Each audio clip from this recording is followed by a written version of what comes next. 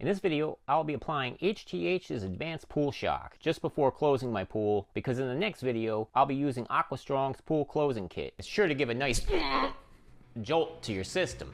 So let's jump right in. First, you'll want to remove everything from the pool. Floaters, thermometers, toys, lizards, you know, the usual.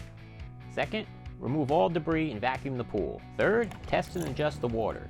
I'm not too concerned with the chlorine because I'll be closing it. I'll throw in a cup of baking soda to adjust the alkaline level. Fourth, you're going to add the pool shock evenly around the whole pool. This is what the granules look like. I recommend wearing gloves with this. Just try to shake it out the best you can.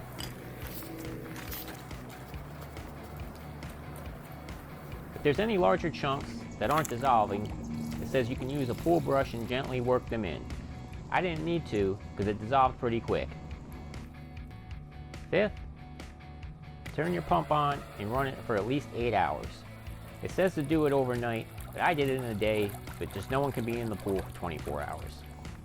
Sixth, check the next day. Of course, the trees dumped more stuff in the pool. Wasn't that nice of them? Vacuum it up. Seventh, test the water again. I know my chlorine is high, which is fine, because that's what the closing kit said to do. But if you're going to use this for maintenance, I would let the pool run longer and recheck until your levels are normal before swimming in it.